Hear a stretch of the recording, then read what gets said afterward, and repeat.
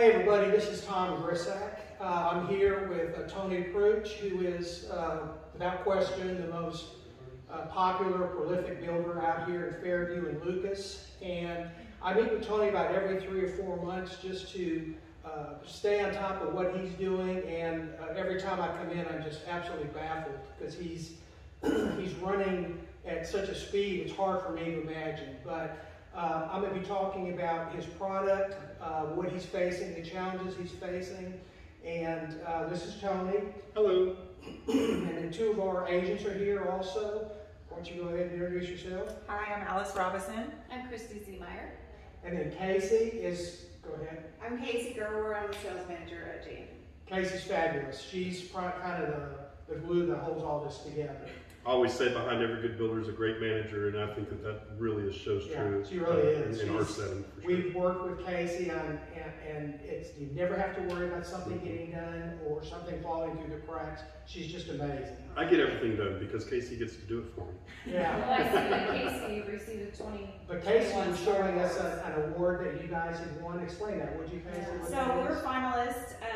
The Star Awards is basically our Super Bowl. It's the best in the state. So it's put on by the Texas Builder Association.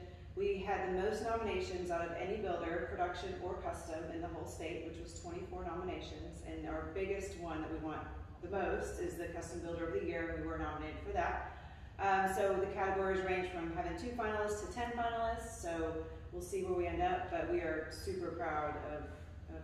Well, I think just to be able to make it to the dance is a big thing. Oh, big time. You know, to get your name on the list, to get your name on the list 24 times or 26 times 24 says something about the hard work. And you know, awards are awards, but for us, it's a validation of how hard we've worked, you know, for the year and the product that we're putting out, that somebody else can recognize that. I'd be willing to bet, I don't know this for sure, but I'd be willing to bet. You just told me what your inventory looks like right now under construction, like 44 homes under construction. Yeah. Guys, for a custom home builder to have that type of volume is really amazing. Well, and I think if you look at our average sales price, what is that running about 1.73? I would say, yeah, right so, here. you know, our average home is 1.73 million. So that's a big step up from where we were about 2 years ago, where we were. What was it 2 years ago? Probably about 1.2, 1.3. Okay. It's definitely gone up in size, but a lot of that's directly related to land costs as well. Right. Land cost is the driving factor to all of it. Right. That said, which will segue kind of into some of the things we were discussing earlier with price increases and lack of materials and things like that, our price per square foot continues to raise to be able to account for the market itself. Right. Not that we're making $1 more, we're just trying to stay ahead of what the escalation that's going on. The last report I saw is wood costs have gone up 252% since last year. You know, I think this is a great example. So decking for a house of our size used to cost around $10 a square foot, $10.13 a square foot. Today it's hitting every bit of $46.38, I think.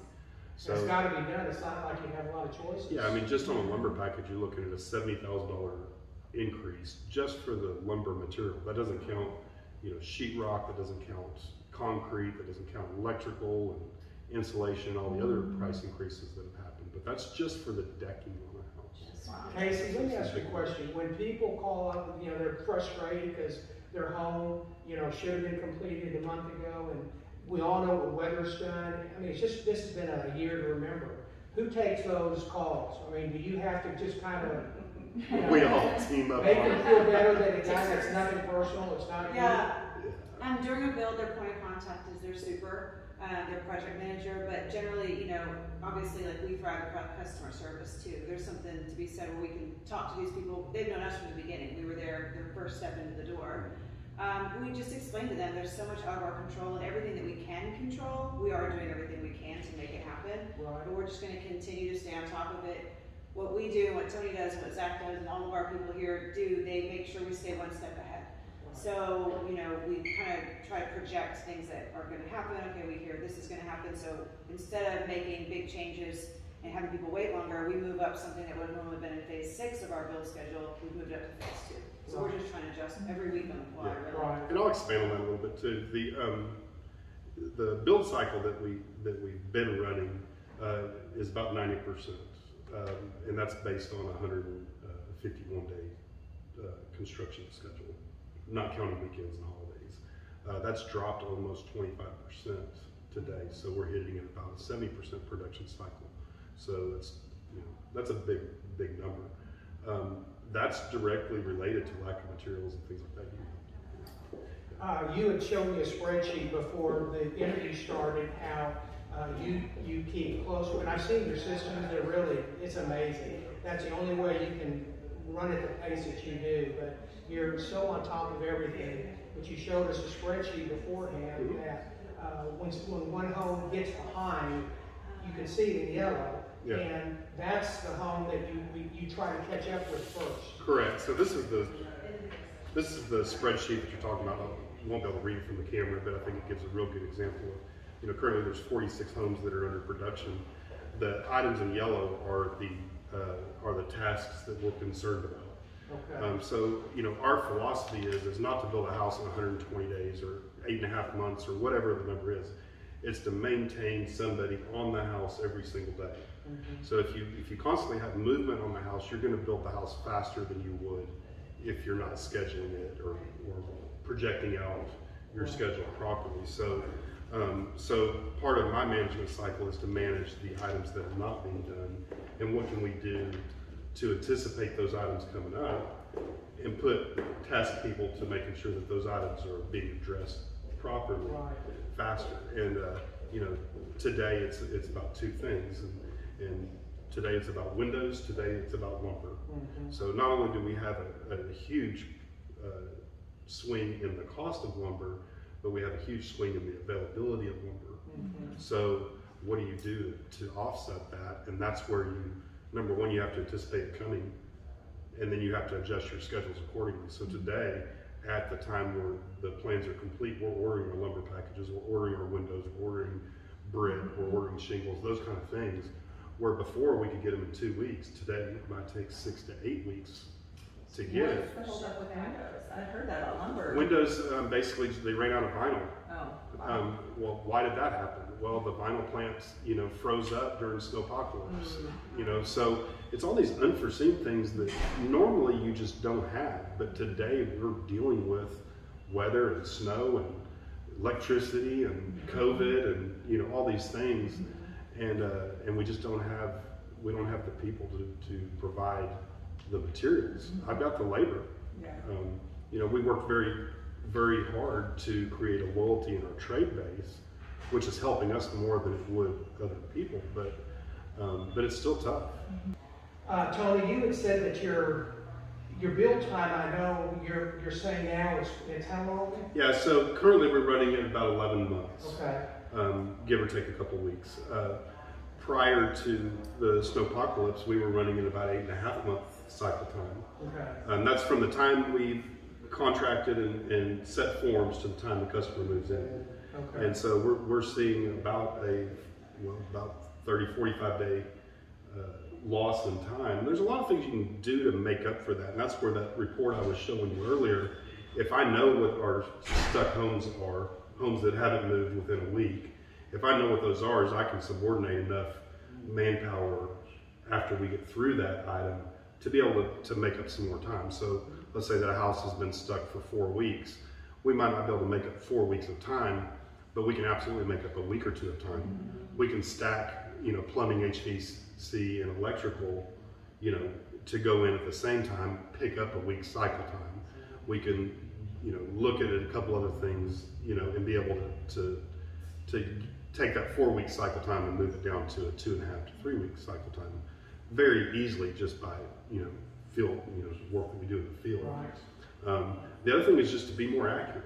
I mean, if you, one of our big philosophies is if you got somebody on the job every single day, then they're going to have the time to be able to complete the work. So by not telling the subcontractor, we need you to start on Monday, we need you to finish by Wednesday, our philosophy is a little different. We need you to start on Monday, we need you to man the job until you're clean, complete, without defect. Well, what that's done for us to allow us to build an 8.5 month cycle time is that's cut 47 days off of our cycle time, because we're not getting all the red tags, we're not getting all of the delays and the redos and the things like that. They're complete when they leave the job, because we're giving them that extra day and a half to be able to do that. By stacking those, you know, your plumbing, electric, HVAC, I'm probably going to see that number reduced a little bit. Where it was 47 days, we might see it down to 35, 38 days, but it's still a reduction in cycle time, and it just puts a little bit more emphasis on the field supervisor to be able to watch those items and walk those items out of the house until they are complete. And you have 8, you call them builders, I call them Superintendents, yeah. You got 8 right now? We have 8 on staff right now. Each one of them is carrying between 5 to 7 homes. Okay, they take it from start to finish, all the way through. Yep, absolutely, yeah, from the beginning to the end. So they are the day-to-day contact with the customer themselves. And obviously you have Casey, myself, Right. Zach in the field, Right. Zach in purchasing, that helps a lot as well. Right. So, we've re-evaluated and modified our long form schedule, which is just all the events that need to happen in order to build the house, and moved a lot of our bottleneck items to the front side. And that's put a lot of the emphasis into the purchasing side, to where now windows are ordered through purchasing, lumber's ordered through purchasing. You know, it's not like we're doing 1 or 2 now where it can be done in the field. We're looking at 16, 17 lumber packages, or 16, 17 window packages, and put that emphasis back into purchasing, where they can manage, you know, a lot better what's coming in and what's going out. How many people do you have, I say you're called your team, your admins? Yeah, including everybody, including the guys in the field that are running tractors and everything else. We've got 17, 18 people that are working for us full time. Right. The guys in the field, I mean, some of them are working 60, 80 hours a week. Wow. Yeah. Wow. I mean, you think about mowing lots and all the stuff that goes on that's not even building a house. It's a lot of work. You said you just bought a tractor, is that right? Well, we just bought 2 brand new Bobcats, Kubotas, I should say, and we've got new trucks that are running behind them, and new trailers running behind them. And, it adds up, doesn't it? It adds up fast.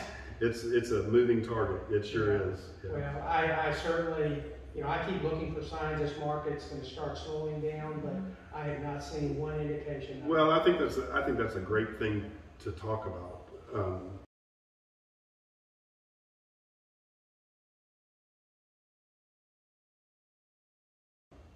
I was doing an interview a couple weeks ago, and everyone's like, "When's the bubble going to burst? When's the bubble going to burst?"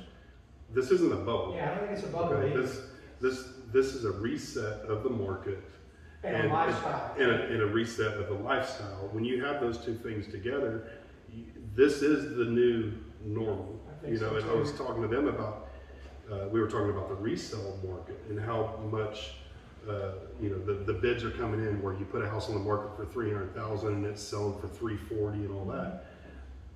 That's not a short-term event. That is the new norm. That house today is now worth $340,000. Tomorrow it's going to be worth $410,000 and on and on and on. And so you need to be buying today. And this isn't for your video or anything else. This is the new norm. That house today is worth $340,000. Right. You need to be buying today, because the house is going to be worth more than that a few weeks from now. Yeah. I've been through so many, 35 years, I've been through so many cycles. Yeah. And I've always seen them come down. I've never seen anything close to this. No. This is historic times. Yeah, this is different. And the problem we've got is, we've got a lot of people want to sell. They don't have any place to go. Well, that's the bigger issue is where do they go?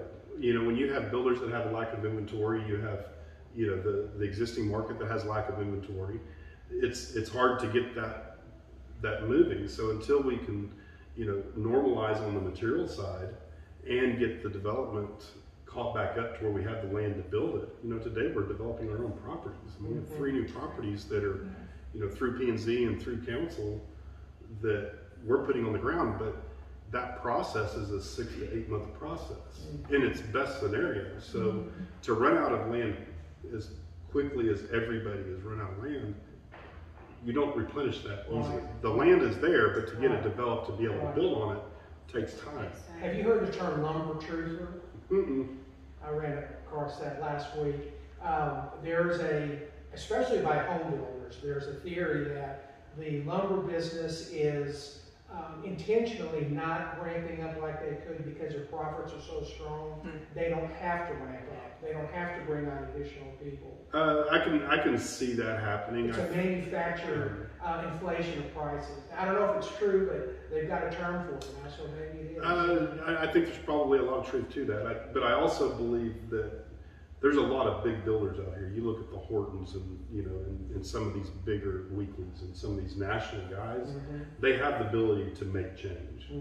And if they haven't already put their foot down, they will shortly. And I think we'll see a reduction. Will we ever see lumber prices at $7 to $10 a square foot again? I don't think so. Will we see them, you know, today they're running, on our side, they're running around $22, $23 a square foot. Will we see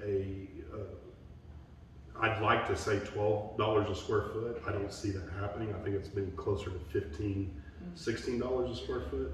But $15 to $16 a square foot when it was at $7.30 something, that's still double.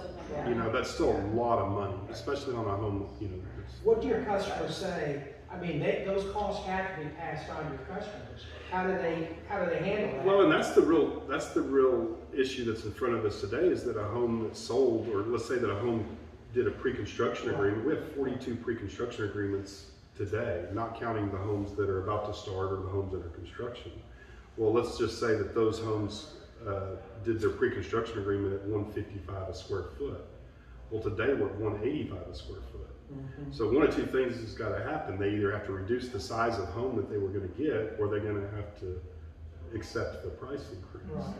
And so a lot of builders are just saying, hey, stop, let's figure this out, let it all go out. What I'm saying is let's identify what we are at, let's lock in those prices and move forward, but let's not stop the train. Let's just adjust how many cars need to be on it.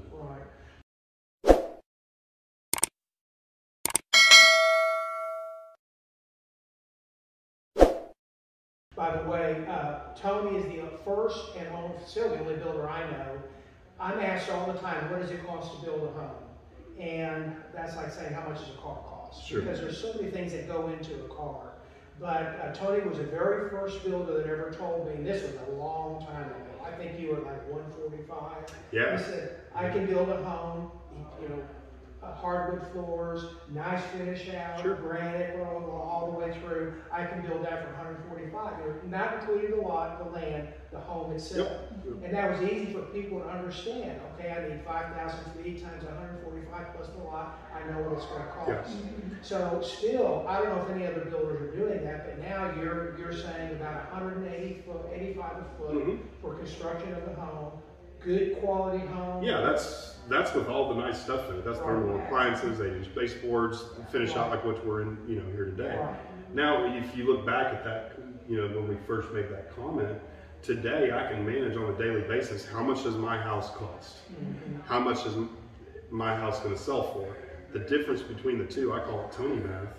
In a matter of minutes, I can identify, okay, how much does it cost? How much am I going to sell for? Here's my margin. You know, identify my soft costs, add that into it. You know, if there's realtor fees, if there's closing fees, if there's, you know, interest. And in a matter of minutes, I can say, okay, I need to be at $185 a square foot to maintain the same margins. Builders are not making more money right now. Okay, in most cases, I keep calling it eating our vegetables. You know, there's a lot of commitments that we've made that we're sticking to, and we're losing money. It's kind of like gas prices; they keep going up if the government's getting the taxes. Yeah, so it's the same exact scenario. You know, I mean, just if lumber fluctuates 50 cents a square foot, you don't go to the customer and say, "Hey, I'm sorry, lumber went up 50 cents a square foot." You eat your vegetables and you move on, right? So the same thing's happening. Now, there's a point where you have to say, okay, escalation has gone so much that I'm going to have to charge you if this is the case. We've been very fortunate today to be the one builder that I know of that's not out there doing that. I don't know that I can maintain that long term. Our pre-construction agreements will be affected by the increases that are in front of us. So. Allison, you got a question? I did. At what point in the building process do the customers typically sign on? Is it that they buy the lot and start with you from there, or do they come in after it's started? Currently, I mean, we have two buyers, ones that own their own lots, ones that are, actually three, ones that are out aggressively searching for a lot, and then ones that are buying from our inventory. Okay. So you do have homes that have started that don't have owners yet? Well, we did. You did? All of our inventory is sold. Okay. Yeah. Okay. Currently, you know, I mean, let's see, 3.5 months ago, we had 46 lots in front of us. Today we have 2. Okay.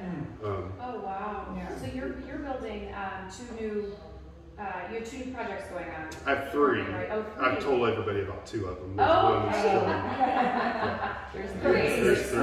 exclusive. Yeah. I ran an MLS report. Last year, there were 9 homes in Fairview and Lucas. And I'm almost positive this is right, that sold for over $1 million. Mm-hmm. There's 44 this year. Yeah. It's just like 4 times. And it's just, with land cost, you know, lots at 400 or 450. Yeah. Well, and then the way we're doing it, if you take the price per square foot and you you know, even our size of home has increased. You know, it used to be we built 4,200 square feet. Today it's 5,000 square foot minimum. Well, the reason is because the larger square footage can offset some of the increased costs, and we can spread some of the cost over the less expensive square footages. You can't build a strong home on a Correct. expensive lot. That's right. Makes sense. You know, a 4,200 square foot house would cost you $225 a square foot today. Yeah. Before it would be about $10 a square foot, you know, so $195. You know, Yeah. so What do you use as a ratio? Let's say the lot's 400,000. What would you estimate the home will cost? 2 times the lot cost? 2.5 times? $400,000 lot is going to be a $1.2 million home, Okay. more than likely. So it's twice, double the cost. Yeah, I usually go from 2 to 3, because Yeah. then I include the pool too. You're probably not. If I wasn't including the pool. Okay. Um, And then, you know, and do you typically build pools with your homes? yeah, I mean, we have probably 30 pools that are under construction today. Okay.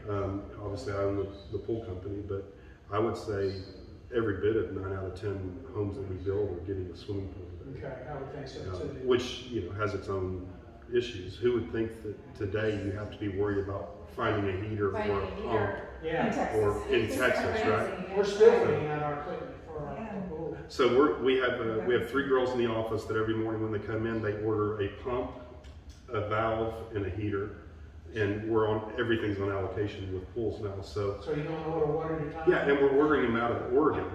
I mean, That's amazing. but you know, you can't look at what's happening around you. You got to look outside of that. And in Oregon, they're not having pool problems. You know, they didn't have the ice and snow, and so you know, pools today are. I mean, I have my first home that's closing where the pool's not finished.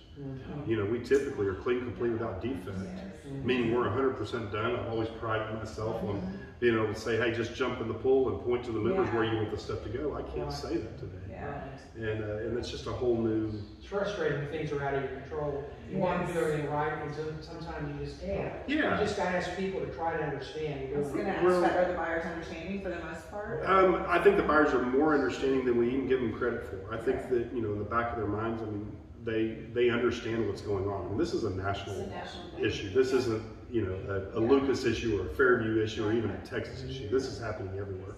Frankly, I think we're actually covered from it more than what some of the other states are going through. But they're very understanding, and I think that if you just continue to communicate with them, you know, chart the results so that they can see that you're paying attention, and then continually update them. Okay, we're behind 4 weeks. This is what we're going to do to try to catch up. Doesn't mean we're going to catch up 4 weeks, but we're going to do everything we can to pick up a week or pick up 2 days. To change your company policy that says, okay, if you're not clean, complete with no defects, you can't move in. Today we say, okay, if the house is clean, complete with no defect, you can move in.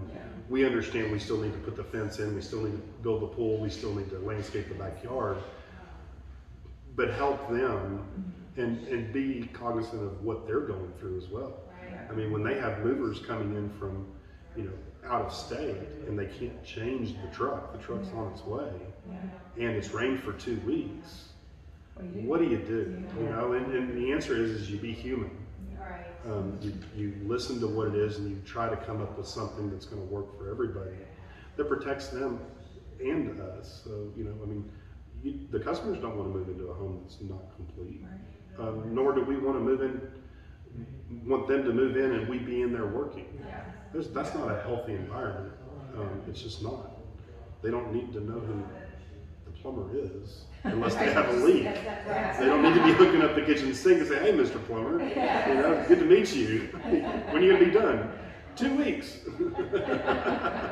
Tony, let's talk about lots now. Sure. That's driving this market as much as anything. Yeah. And you probably own about every lot in Fairview now.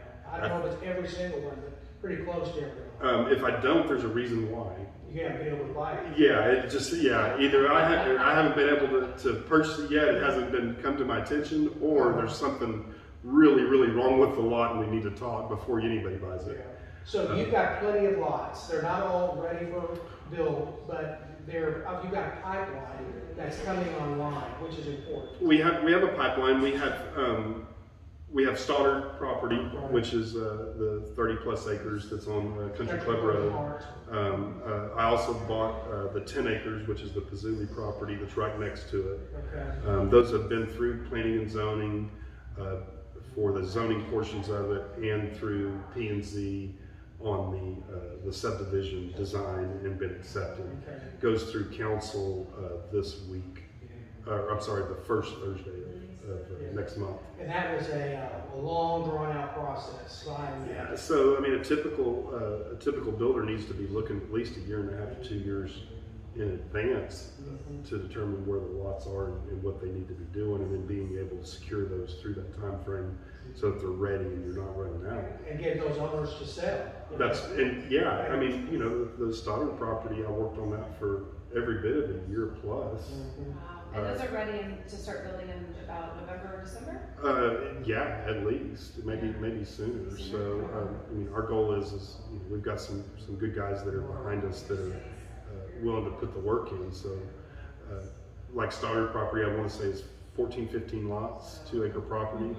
And those are going to be how big of lots? They're 2-acre properties. Yeah, they're going to be around $575,000 for the 2 acres each. We already have 8 deposits on those. Yeah, that are just, hey, I just want to get in line for the pick.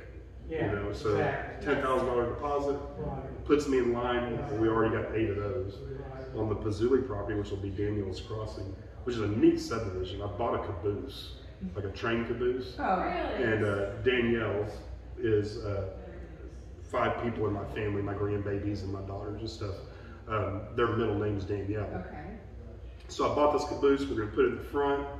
We're dressing it all up, restoring it. And so it's a small little community, but it's going to have the caboose in the front, and it'll be able to be used by all the people that are in the subdivision. So it maintains the history of it. So when you can tell a story about something and to be able to keep that history there. That train is actually, that caboose has actually been there for many, many years. A gentleman brought it in and saved it from being crushed. So there's a lot of neat story. So we bought, all the, where the existing school is and all that, that's all going away. Are you starting that school now? I am. I know. He spent a lot of money on that school. He did. I'm going to save the bell. There's a bell tower that's up there. We're going to save the bell. Michael does everything first class. Oh yeah. He built a tornado shelter. He built everything into that building. I know it's going to tear him up, but I guess he sold us. Well, we were able to design it where you can maintain that building. Oh. Yeah, so there's a couple buildings. Well, the school section that's going down. There's a couple little small barns that are going to go away, but the main structure itself, I was able to maneuver the plat and be able to make that work. What's the name of the neighborhood going to be? That's Daniel's Crossing. Oh, that's Daniel's Crossing. And so then the 30. Is that that third one you were talking about? No, that's the second one. I'm not telling you about the third one yet. It's, but you guys are going to be excited about it. And So it'll the be Hart another side 20 and the something. Stoddard side, or the Country Club side and the Hart side are all the same neighborhood? Well, so you have a 6-lot subdivision that'll be very private. That's Daniel's Crossing. Okay. Right next to it, you have from Country Club all the way over to Hart Road. Yes. That is going to be Stoddard Farms. Okay. Yeah, and so we named Stoddard Farms after the owner. Okay. He was a Vietnam vet, military, passed away, and me and the owner agreed to name the subdivision after his father. So I thought that was a pretty, it's a pretty neat deal. And it kind of keeps the name alive. You know, we've got a development called Barrett Lake Estates. Yeah. And we named it after Miss Barrett. Yeah, Barrett. I met Miss Barrett. Oh, did Great you? lady. Yeah. So that's fantastic. Is that online yet? We are actually getting final permitting either this week or next week. Great. And then they can start construction. Beautiful. We just got the sign up, and those lots, by the way, they're going to be about 550 to 575 too. Most of them back up to the Trinity Trail, which is a 29, 30 acre or 30 mile equestrian and hiking trail around Lake Lavon. So we haven't really started to push on that yet, but construction should start soon. And we're going to be doing the same thing you're going to do, taking options. Yeah. Are you letting people pick the lots or just putting, okay? No. They just put the They got name first on pick. it. And how are you going to decide who you I'm going to have a little party, and I'm going to have everybody draw at the same time. I think do it's the same thing? I think it's a great opportunity for everyone to get to meet their neighbors, and at the same time they know where they're going to be. So yeah, we'll give them 24 hours to be able to go over and review it, and then we have a little party and cheese and wine and do it that way. So. And those are all, now ours, you can bring your own builder. These, you're going to be the builder on all of those. Yeah, there's the only way to get land right now is to have the pipeline to be able to do it. So what do you, besides the Stoddard property, what else do you have? Yeah, so the Stoddard and Pazuli today is all that I'm ready to announce, but we have another 43. Oh, you've got more coming? Yeah, we have another good. 43 acres that's in Fairview that will be coming. Lovejoy? Yes. Fantastic. There you go. This is a small community. Yeah. Everybody knows what's going on. You know, and it's not that I'm trying to keep a secret. No. I'm trying to maintain, I don't want to be this huge builder. We're already, on the statewide being, nominated for a lot of different things, and we've got a lot of product on the ground. I'm not going to sink this ship by trying to take it all. Yeah. I want to take the ones that I know I can do. I want to maintain consistency. I don't want to be bigger. I don't need to start adding second levels of management, watching over other guys and managers managing managers and that kind of stuff. Today we're able to make decisions quickly. Yeah. That's the key. You've got to be able to move quickly. Yeah, that's exactly right. And the bigger this ship gets, the more I got to go through different levels to get it to turn. And I'm just not going to be that guy. If I need to make a change, I need to build tomorrow morning. If I need to make a change today, tomorrow morning that change needs to be implemented. And if you start getting too big, then you start losing your quality, you start losing your communication. And you start losing your customer service. And someone's going to out-hustle you. They will, and I'm just not going to be that guy. So it's easier for me to. And that's a huge thing that makes you special. Yeah, well, it's big, and the design portion. I'm upstairs this morning at 4 o'clock this morning designing a house because we had done initial design. We met with the customer loved it. And I'm like, man, I can do so much better. I mean, this is a beautiful lot, and we're not taking advantage of the parameters of the lot. I redesigned the whole entire thing. I just handed it to Casey to send out. And it's not that the customer wasn't happy with it, it's just we can be better. Well, as we continue to get bigger, we're going to lose that opportunity. I'm going to say, you know what? I'm done with it. Yeah, that's good. If I become that, Tom, you need to discipline me. I'll be You know what I'm saying? I can't be that guy.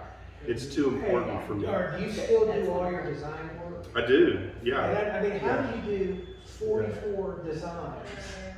You spend a lot of late nights and a lot of early mornings. Well, night before last, don't get home at midnight and 4 o'clock in the morning I'm up here designing. Are there some similarities? We've reinvented the wheel about as many times as you can reinvent the wheel, but I'm constantly trying to change it up. The new model home, which will be in Stoddard Farms, is a new concept that's gonna blow I'm everything. excited for that. It's gonna be amazing. I personally love this garden that's at the front. I think that's a super cool concept. You know that this concept here has been around for about 2 years now. I've got something that's going to be even better. Ooh, yeah, it's pretty impressive. And we're Basements? Are you even doing oh basements yeah, still? basement. I mean, we have basements on the ground today. We call Why them don't you swimming. explain to your basement? You got the patent. Yeah, it's a patented system. It's there's one patent currently on that's done today, and there's 5 patents that are pending. The basement is basically, for lack of better words, is a swimming pool that's been reverse engineered. So instead of holding water, it's designed not to hold water. And then what we did is we took it to the next level, which, okay, it's designed not to hold water, but if water comes in, what do you do? So we worked with a company out of Canada. We designed a pump system that has a backup system that is now Wi-Fi capable, so that power goes off or if it switches, from one pump to the other, that it notifies you, and taking it to the next step. And then we took the air quality, which is the biggest concern when it comes to basements, and we're doing a full exchange every 22 minutes of air. The humidity and those kind of things. And you saw the way that I've done the basement here, where the basement today is not like a basement like what we knew 5 years ago. The basement is an extension of the house. I actually haven't seen this full house. By the way, Oh my goodness, wait till you see the basement. At the end of this video, there will be links where you can click on. We did a walkthrough of this home. There was so much to it that I actually had to do a two-part video. I'll show the second part. And if you want to take a look at a really cool home, look at those videos, because it really is. It represents, in my opinion, with today's buyers, everything that they're looking for. Yeah. So if you can take that further, I'll be amazed. Yeah. Well, I think the concept that I've come up with for the next model is going to change the industry. We've done a good job of that by eliminating the dining room, moving that dining into the breakfast nook area, which is what created the courtyard effect. Basically gave you an outdoor dining without having to spend the money for Which is that. how people have evolved in That's how using their people have house. evolved. Yeah. So dining rooms are kind of out now? Dining rooms are out. I mean, Formal living rooms. and formal living rooms are out. So, this open concept, I think, will be there forever. And the meaning behind the open concept was to bring family back in together. So you can split off, go to your room, do that kind of stuff, but when it's time to eat dinner, you're going to eat dinner as a family. Maybe that's on the island, or maybe it's in the dining room, but you're in the same spot. And I think that, my goal is to really tell everyone, hey, it's time to kind of come back as a family. And that's, the last 2 years has been very political. It's been very trying. It's been a lot of things for families. It's time to pull it all back together. So my next step is to do that even better. How many more years do you think you'll have here before it's developed out? Fairview? Well, I think that, as far as available land, there's not a lot left. That's what I mean. 2 or 3 years, you think it might be the point that... I think it changes, Tom. I think that what happens now is you get into similar to what's happening in Dallas, where, a home that's a $300,000 home is now a piece of land that's worth $400,000. Yes. And so you get into these teardowns, and some of these older subdivisions start getting rebuilt. So you think that would be that would be enough to keep you sustained here? Yeah, I think that keeps myself and a couple of the other builders that are around town busy for a few more years. It's not going to be like it is today, but we're in 13 cities right now. There's a lot more. Tell us where you are. Golly, we're all the way from Salina and everything in between, all the way out to McClendon, Chisholm, Heath, Rowlett. How can you stay on top of all that? They Those are all different you work hard. Yeah. So your supers have territories? They do. Okay. Yeah. So one of the supervisors might be carrying 6 houses. Well, they're all in the same subdivision, or within, say Parker and Lewis Park. They're right next to each other, even though they're a 5-minute drive. And so they're able to watch those and continually be able to go back and forth. And then you have my main supervisor, field supervisor. You met him earlier. He's able to he still carries houses, but he'll only carry 3 or 4 homes, so that he can help and float by all the other subdivisions. And then you got me out there walking houses too. I mean, you can ask any of them. I mean, 4 o'clock in the morning, they're getting texts. Yeah. They're getting emails, you know, 7, 8 o'clock at night, they're getting texts, they're getting emails. And what's interesting, my entire team, they respond. And they're just, I mean, they're the best of the best. Yeah. You know? Well, you've got a special thing going. We really do. Really do. It's a very close knit company. I mean, we're all one big family. Right. Well, thank you so much. Yeah, absolutely. Is there anything else you wanted to? No, I think that Okay. I think that, you know, stay tuned, you know, for the upcoming models and that kind of Yeah, stuff. looking forward. Yes. But I think, you know, Yes, tell your buyers out there, buy now, Yeah.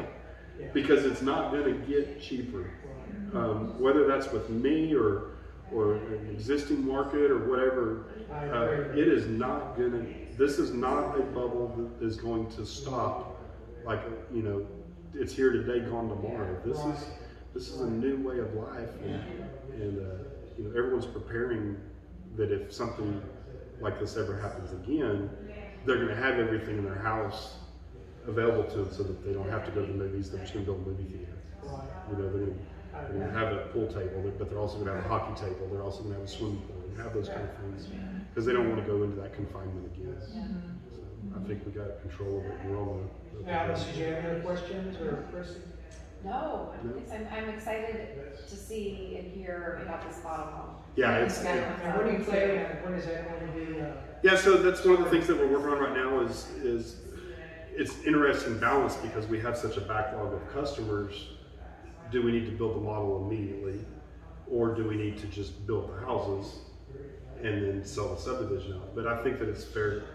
I think what's fair to our customers and our potential customers is to validate the subdivision with the new model. So we're probably going to move that forward on the schedule and try to start that in the next 2 months. The concept is designed. It just needs to be perfected a little bit more. And by the way, this home has been the model for how long? 2 years? Yes, it's been the model for 2 years. This is the home that all the awards are coming from. Yes, there were, I mean, just a ton. of Yeah, awards. what's interesting about this, so 2 years ago, they didn't do it last year, but 2 years ago, we were in 10 categories. We were finalists in 8 of the 10 categories, and I want to say we won 7 out of 8. Well, I was mad because I didn't win all 10. So, this is a true, it's a true statement. We were across the street, remember that, Tom? And so I come back, and I'm like, well, everything that we didn't win doesn't make sense, but I'm going to make sure that we win next time. Well, then COVID hits, they don't have it, and so this is the, you know, this is that time. And this home, you've already sold this home, so you Yeah. got how long left? Yeah, so I want to say we have to be out in March. Okay, so you got to have your other We home. sold it. We leased it back from the buyers for a year, Okay. and good timing for them, because this home would have went for Yeah. $250,000 more. Oh, than what yeah. they bought for. Yes. You're exactly If they right. just would have waited, if I would have waited a couple more Yes. weeks. But an amazing couple, and from the day I started this model, that couple came by about every week or two and looked, and the wife said, "This is my home. You're building it." And then she came in, I don't know, a few months ago, and they said, "Hey, we seriously want to buy your house."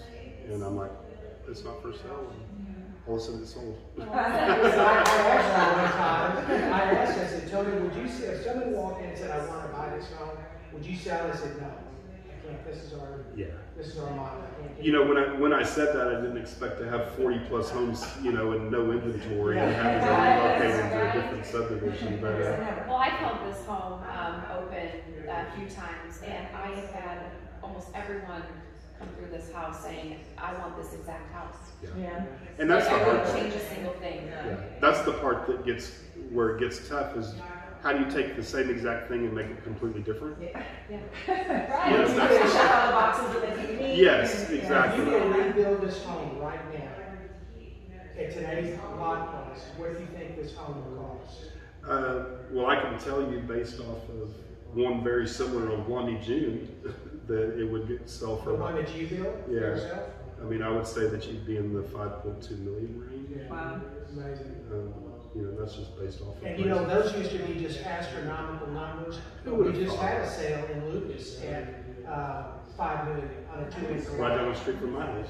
Yeah, so it's not, it's just. It's not unrealistic No, these days. it's not. And guys, I don't want to set the tone wrong. We're still building 1.5 million homes, 1.7. You know, this $5 million mark is not the norm, Right.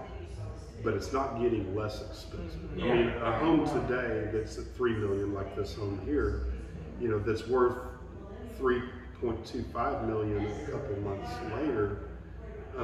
That's normally we'd say that's craziness, right? But that's not crazy today when you have California buyers moving out and they're living in 1,400 square feet and they're selling it for. And they'll come here and pay cash. And they'll come here and not pay think cash. twice about it. Not worry about the appraisal. Right. That's what's, I can't believe some of these, we were talking about homes that are 300, they sell for 360, 370. Yeah. They don't appraise, but the people don't care. Well, and I was talking with the appraiser about that. I mean, that's going to catch up. Oh, I mean, eventually. that's. Yeah. You get enough homes that are selling at 340 that are worth 300, they're now worth 340. The appraisers need information to be able to adjust or to adjust the value. But as we continue to see those cash buyers coming in, investors are buying a lot of these houses too. Yeah. You know, In fact, I think I've read somewhere investors are the most aggressive. Yeah, they're buying more homes than end users right now. Oh yeah, I believe that. In all areas, in North Texas, investors are. So, but I tell you what, I don't know if we can get an investment deal now. Homes are so expensive. I don't know how they do it. You get them before they list them. I guess. I don't know. I Do used you to do be. remodels? I forgot to ask. You know, the answer is yes. We do a lot of remodels. Today we don't do any remodels because we can't put that emphasis on our crews right now. But there are a few attics here and there, and a few garages here and there that we're doing. You'll do them for a customer, maybe you've already. Yeah, if it's a customer we've already built for, or somebody that's But I think that we'll get back into remodeling. But right now it's too tough. We're doing a lot of guest houses. You know, a 1,500 square foot mother-in-law suite or something like that. I just saw one that you're doing over on her road. Yeah, we're got sticking I talked to around them that. just the other day. Amazing couple. Yeah, they are super nice. You and people, Goldstein, amazing couple. Yeah. What's the hot button for people now? No living rooms, no formal dining rooms, guest homes. Would you say that's Guest homes are everybody's wanting guest homes. We We have have theater rooms.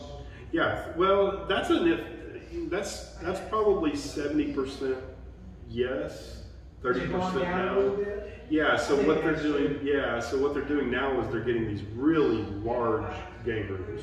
They're setting up kind of a conversation pit or a theater pit, you know, where it's got a 80-inch screen TV, but it's one huge room rather than a movie theater room. Right. What about the one-story preference? It's still 100%. Yeah. I don't. We have one home under construction that's 2-story. It's Out of your 40, you got 46. one home that's a 2-story. Yeah. Wow, makes sense. Yeah. I mean, and Wow.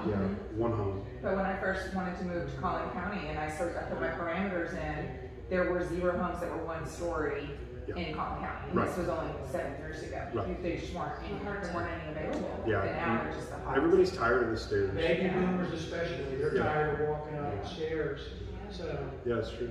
um, It's very true. They don't mind walking down the stairs for basements, though. There's a difference between walking up the stairs or walking down the stairs. do you put in elevators at all? We do elevators, dumbwaiters, Versa lifts. I mean, we just closed a home. You'll see it on our Facebook post that we put a slide in the house.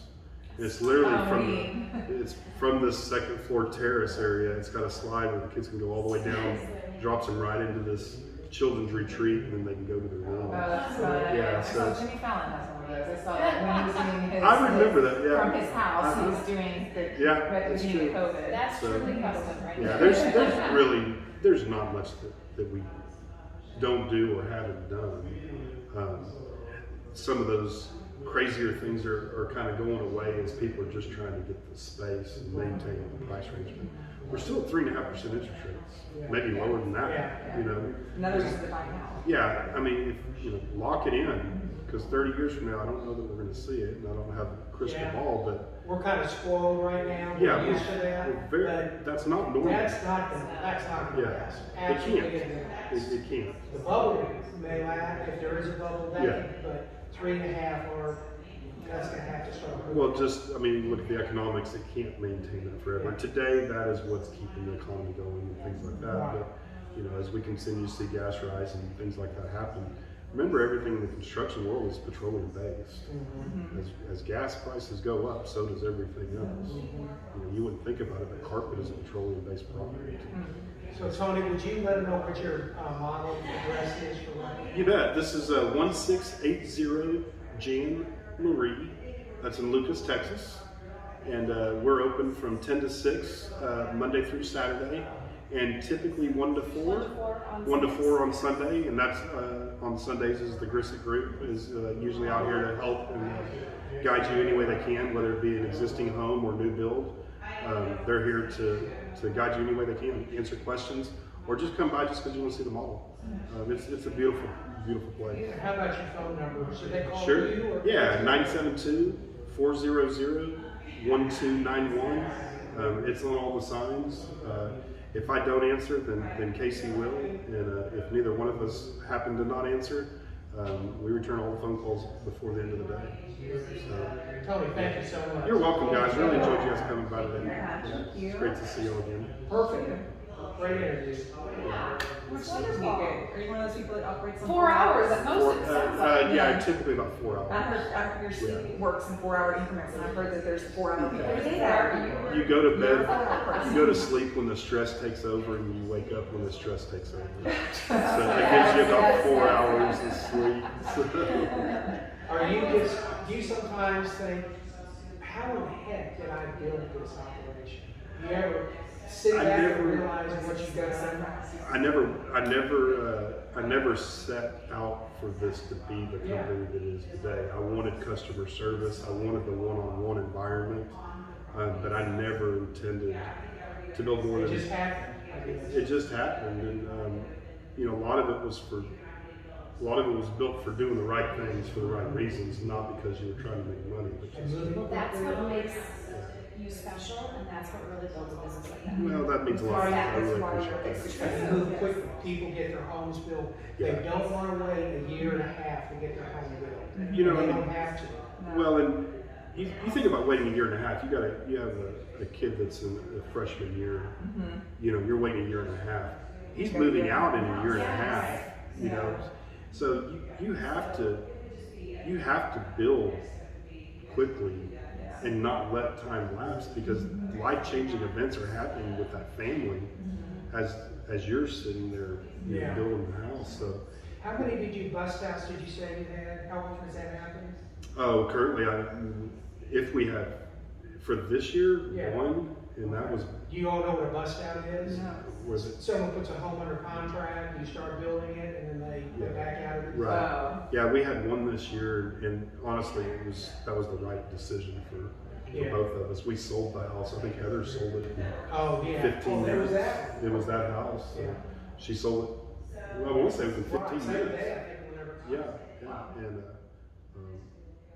and that actually closes today. Yeah. When today? I think it closes today or tomorrow. I walked it. We got a photographer in there. I gotta shoot that thing before it transfers. Better shoot quick. I'll call it. Well,